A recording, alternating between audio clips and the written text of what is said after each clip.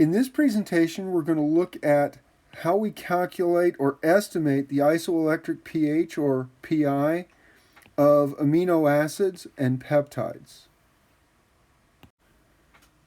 In order to do this estimate, in order to estimate the isoelectric pH of amino acids or peptides, we will need, one, right, we need to be able to draw all 20 amino acids, either as they exist individually or in peptides. And we have to be able to draw them in different protonation states.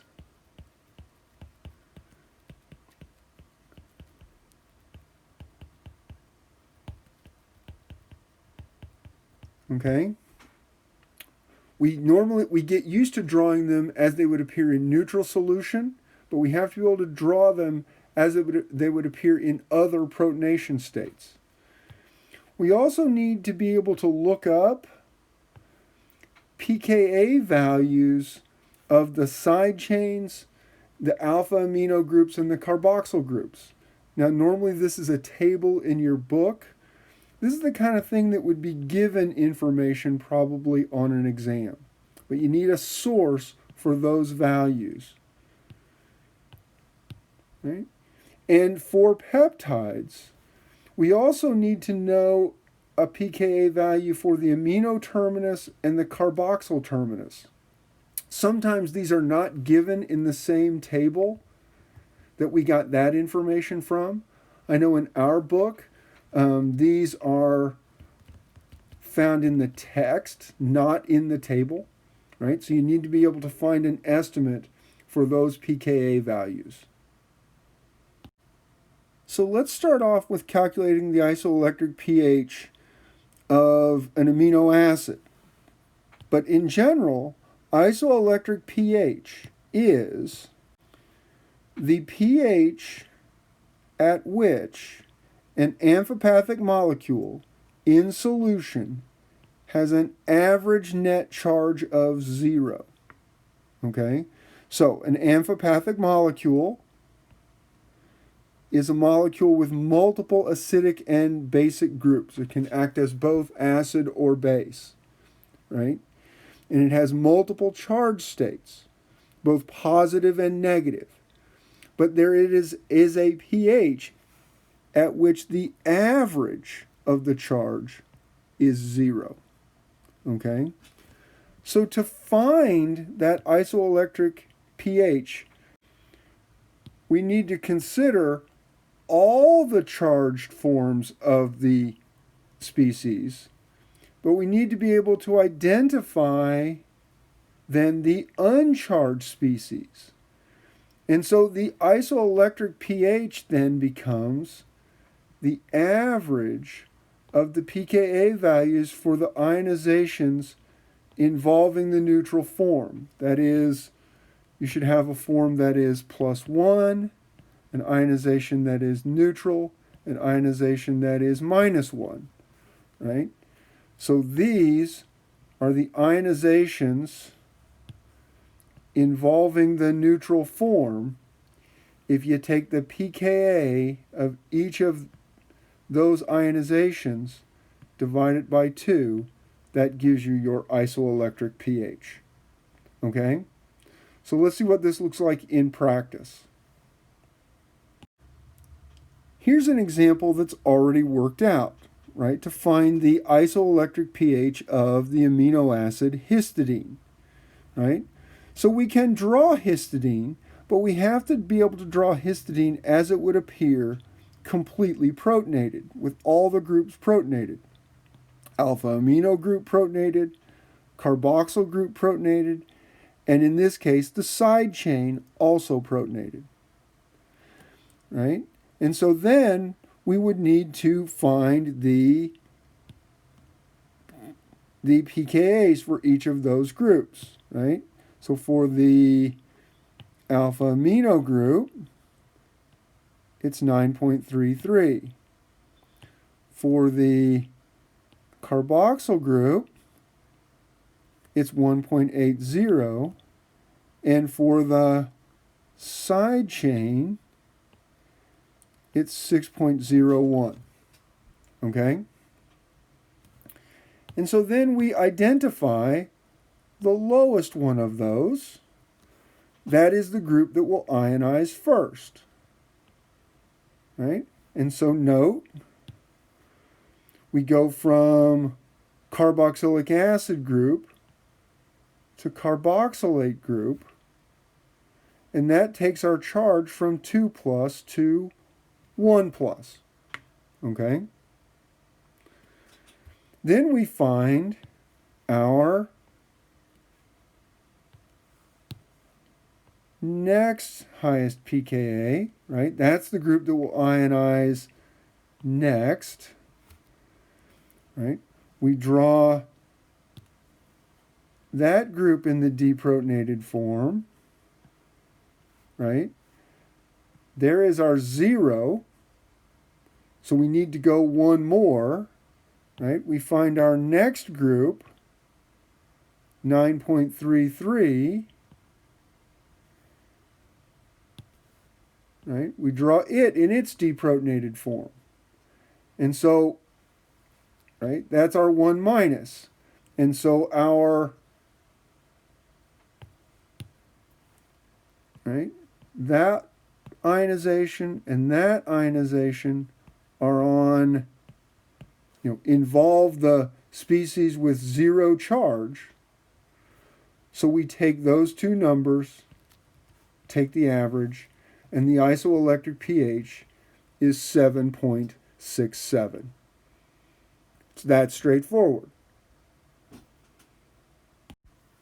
This example asks us to calculate an estimate for the isoelectric pH of lysine, and it shows the structure of lysine in its completely neutral form. We know that form probably doesn't exist in solution, and so we have to be able to draw it in its completely protonated form, right? So we would have NH3 plus, right, C double bond O, OH, 1, 2, 3, 4, NH3 plus, right? That would be a skeletal diagram of the structure, and we would need the pKa of each of these groups. Looking in the table, this one is 2.16. This one is 9.06.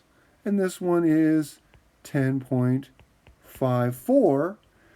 And the overall charge on this species is 2 plus. Right? So we consider our first dissociation, which has a pKa of 2.16. And we draw it again.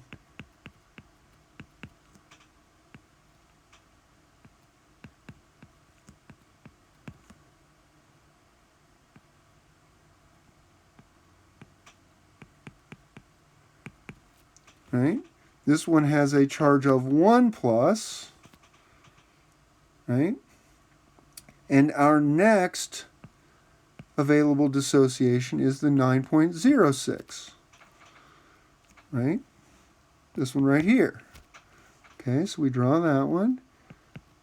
NH2, C double bond O, O minus, 1, 2, 3, 4, NH3 plus, that's our 0 form, but we have to go one more to find the minus 1, right? And that one is going to be 10.54, and now we have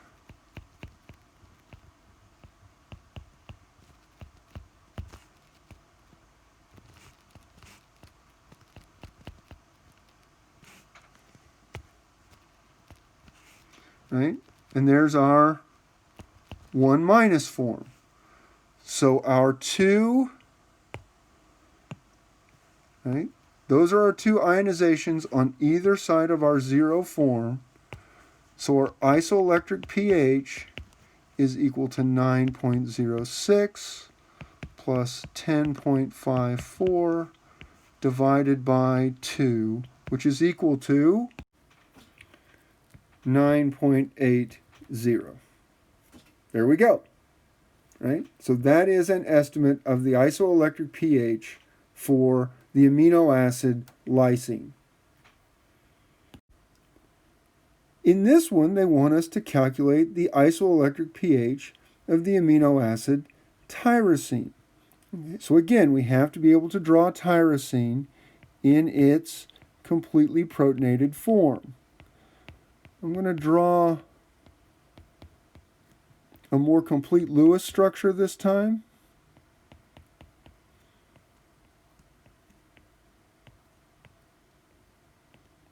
Right? So there is the Lewis structure of our tyrosine, and its important groups have a pKa of 2.20, a pKa of 9.21, and a pKa of 10.46, and that has a 1 plus charge, right?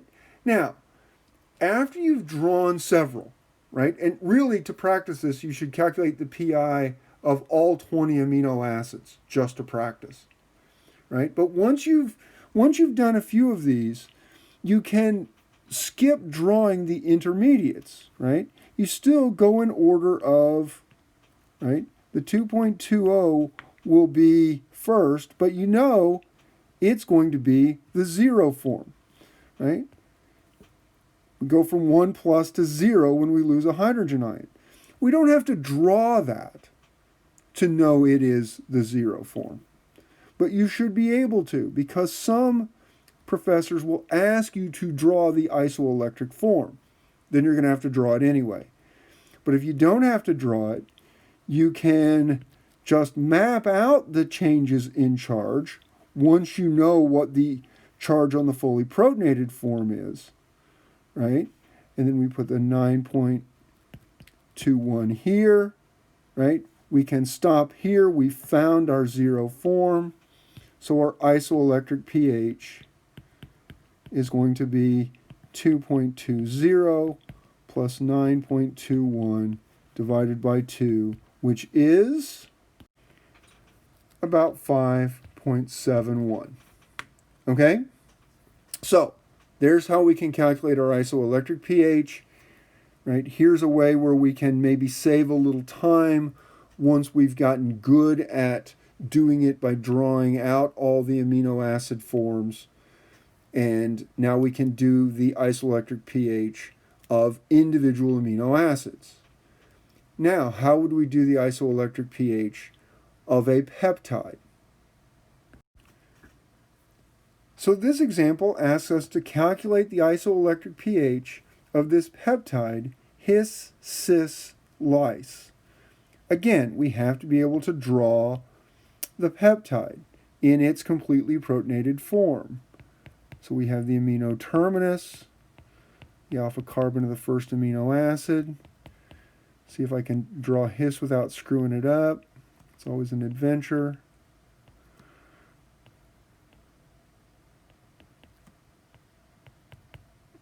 Right, there's his.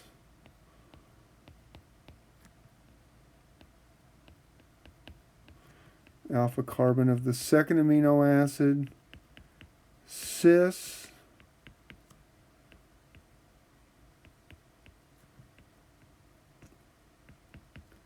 The alpha carbon of the third amino acid, lys.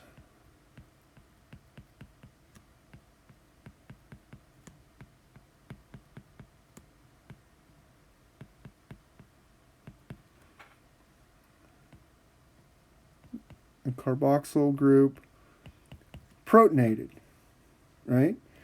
And if we add that up, right, we have a positive charge here, a positive charge here, and a positive charge here.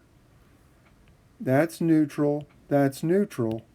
So this form has a charge of 3 plus, right? And then we also have to figure out the pKa's of the different groups. Let's see, if we look up the side chain of histidine, right, that's 6.04. If we look up the side chain of cysteine, it is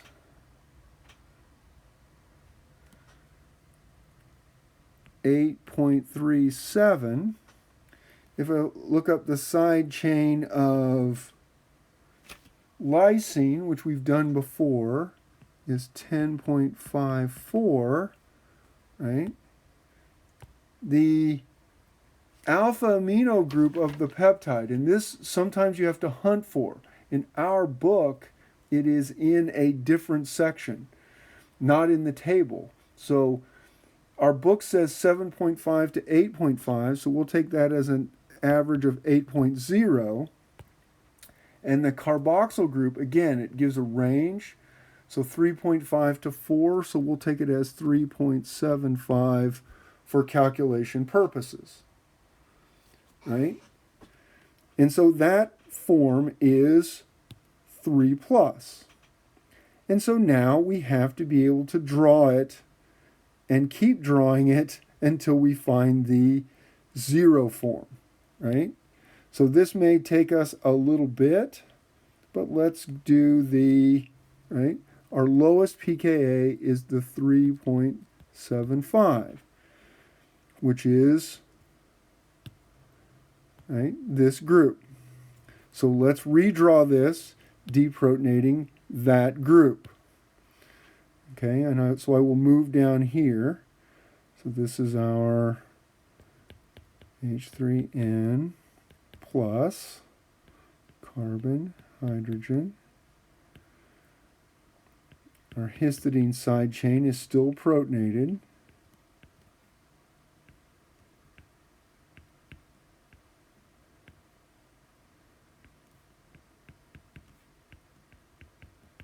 Right?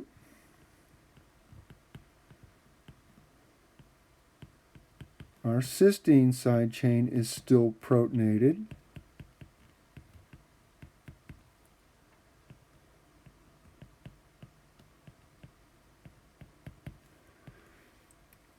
Our lysine side chain is still protonated. Getting tired of drawing those carbons.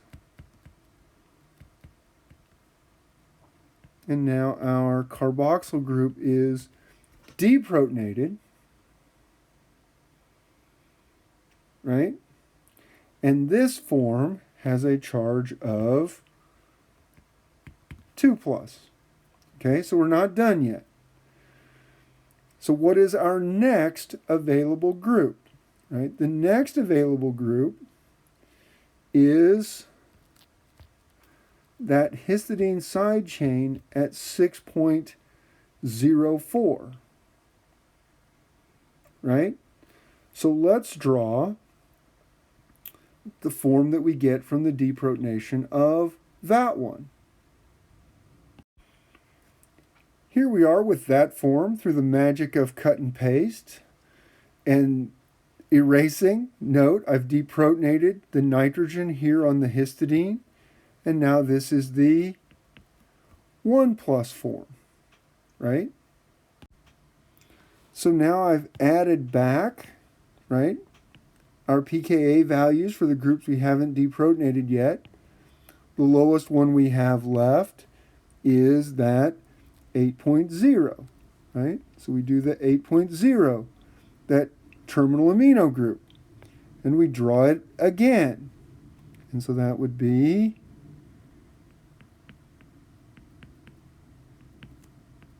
right? There's our deprotonated histidine.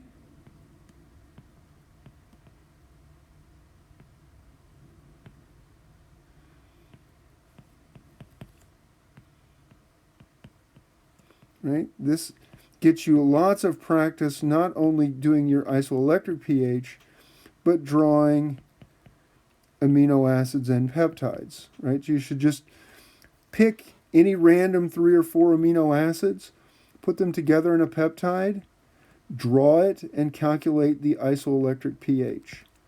Right? That's a good way to practice multiple things.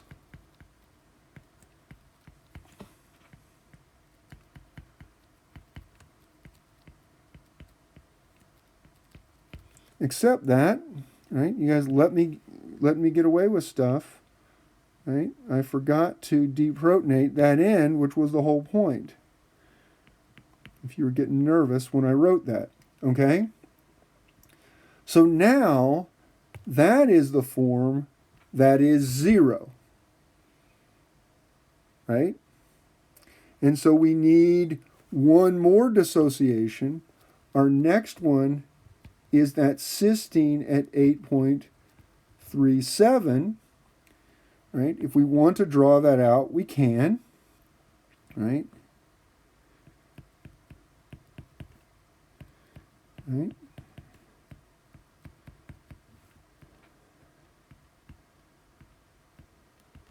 Running out of space here.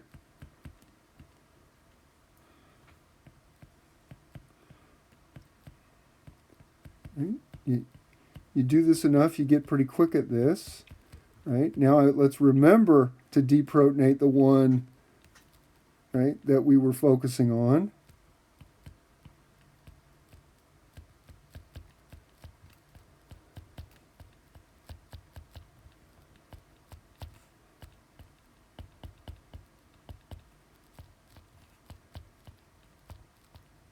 Right? And so here we have negative carboxyl, negative sulfide, positive. That gives us the overall charge now of 1 minus. So that makes, right, this one and this one. The pKa's on either side of our 0 form. So our isoelectric pH is going to be equal to 8.0 plus 8.37 divided by 2, which gives us about 8.19, right? Depending on how you want to round that. Okay, so the isoelectric pH of that peptide is 8.19. So this example wants us to calculate the isoelectric pH of the peptide histidine, tyrosine, lysine, arginine. We start off, right, we have to be able to draw that peptide in its most protonated form as it would appear in a very acidic solution. Right, so we start off like we did before, right? We always start with our amino terminus. Right, here's our histidine again.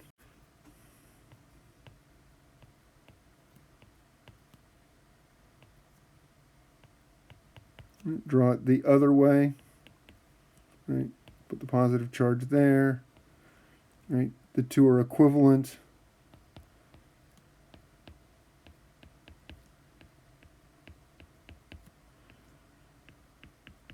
Right, here's our tyrosine.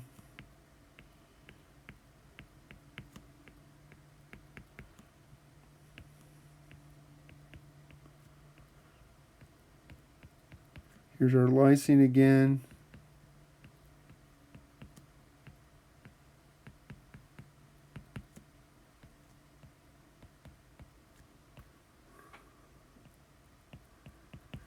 And here's our arginine.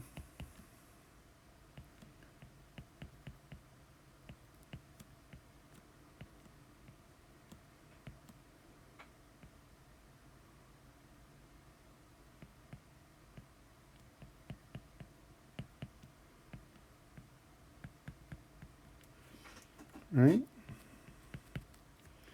And there's the carboxyl terminus protonated. So I'm going to go away, and magically when I come back, the pKa's will be there.